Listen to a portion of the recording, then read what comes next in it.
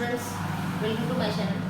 तो बच्चों, आज हम बात करेंगे ब्याज की। गणित में ब्याज टॉपिक की बात करेंगे, जिसे हम बोलते हैं इंटरेस्ट की बात करेंगे। ठीक है, ब्याज होता क्या है?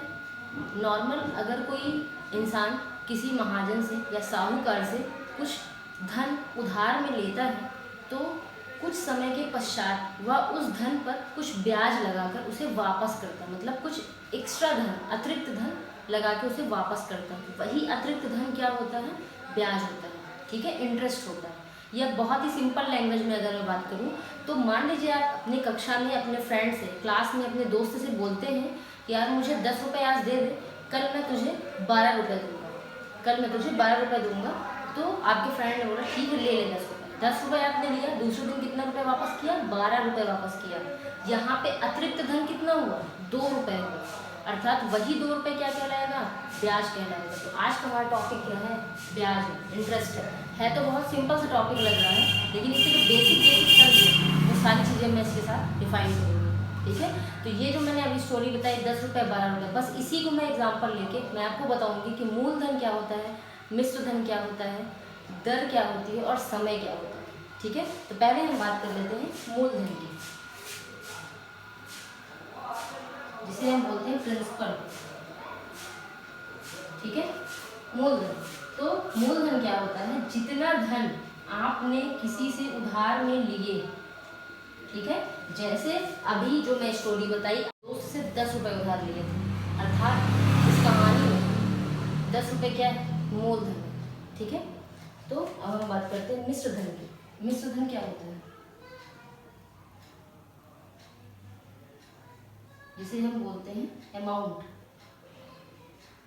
ठीक है, तो मूलधन में अगर हम ब्याज को जोड़ दें, उसके बाद जो हमें धनराशि प्राप्त होती है उसे हम बोलते हैं मिश्र धन। ठीक है, जैसे आपने 10 रुपये उधार लिया था, 2 रुपये ऐड करके 12 रुपये उसे वापस किया, तो 12 रुपये वहाँ पे क्या है? मिश्र धन है। ठीक है, अब हम बात करते हैं तीसरे टर्म की, वो है दर, जिसे हम बोलते हैं रेट। ठीक है, दर क्या होता है कि 100 रुपये मूलधन पर जितना रुपये ब्याज दिया या लिया जाता है वो होता है क्या? दर। अर्थात आपने सुना होगा कि बैंक से लोन लिया जा रहा है या कुछ भी, तो 6% 7% दर से हमें उसको ऋण देना है ना? तो वो क्या है? 6% 7% दर है। ठीक है, हमेशा ये ध्यान रखिएगा, दर के लास्ट में प्रतिशत का चिन्ह लगा होता है। ठीक है, और लास्ट टर्म है समय, टाइम। ठीक है, समय क्या होता है? जब दिन, घंटे या वर्ष में क्वेश्चन में जो भी चीज़ें दी होती हैं वो क्या होता है? समय होता है। जितने वर्ष के लिए, जितने दिन के लिए, जैसे आपने अपने दोस्त से 1 दिन के लिए उधार लिया, आज लिया और बोला कल मैं वापस कर दूंगा, तो वहाँ पे 1 दिन क्या है? समय है। ठीक है, लेकिन ध्यान रखिएगा हमेशा समय को, जब सूत्र में बताऊंगी उसमें समय को हमेशा वर्ष में लेते हैं। ठीक है, तो वर्ष में बदलने के लिए हम करते क्या है? 12 से उसमें भाग कर देते हैं अगर वो महीने में दिया है। ठीक है, अब देखिए कि ब्याज कितने टाइप के होते हैं। पहला होता है साधारण ब्याज, जिससे आप परिचित भी होंगे, और दूसरा है चक्रवृद्धि ब्याज।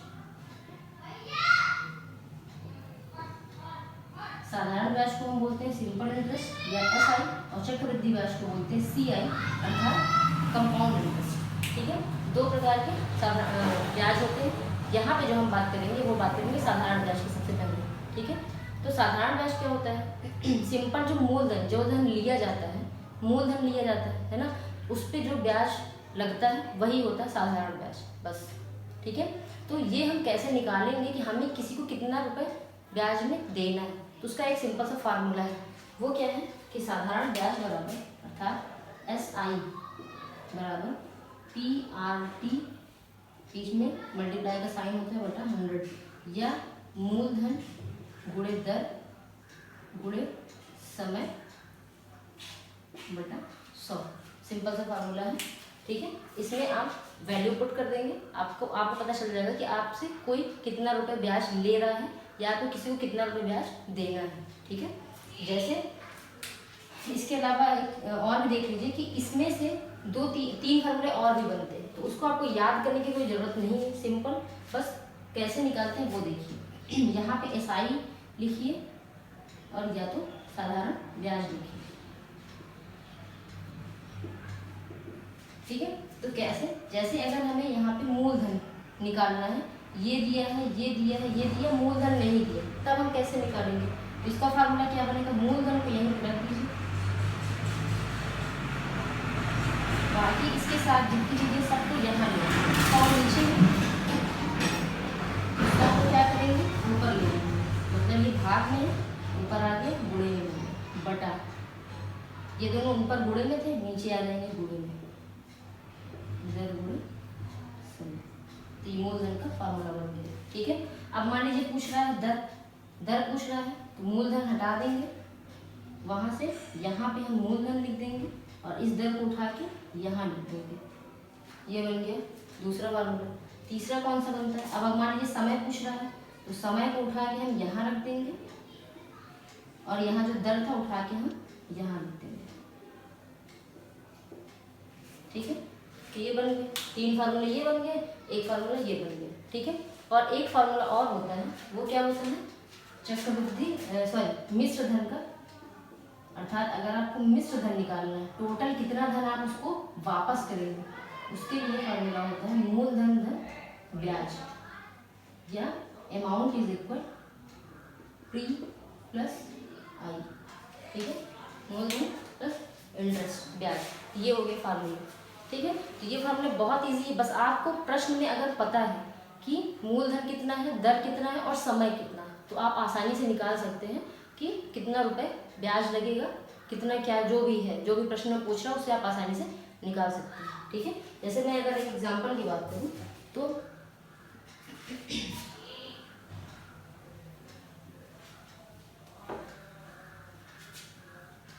जैसे अगर मैं बोलूं कि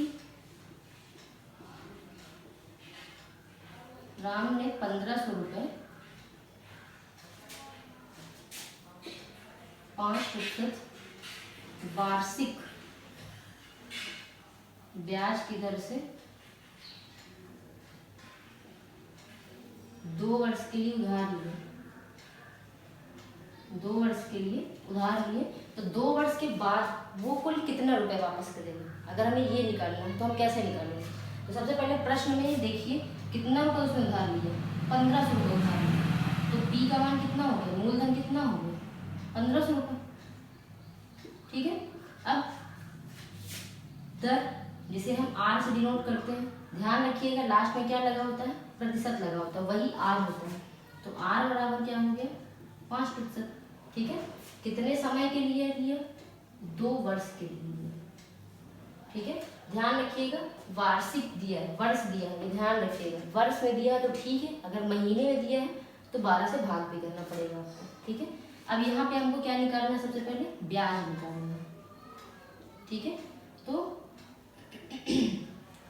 सिंपल इंटरेस्ट निकालना है, फार्मूला क्या होता है? P/R/T बटा 100। P कितना दिया है? 1500, R दिया है 5, समय दिया है 2 बटा 100, 1 0 से 1 0 कैंसिल, 1 0 से 1 सबका गुणा कर दीजिए, 5 दूनी 10, 150 रुपये। अर्थात इसका मतलब क्या हुआ कि उसने 1500 रुपये तो लिए थे, ठीक है, तो उसने 1500 रुपये तो देगा ही देगा, साथ में 150 रुपये ब्याज भी वापस करेगा। इसका मतलब कुल कितना रुपये वापस करेगा? तो हमें क्या निकालना है?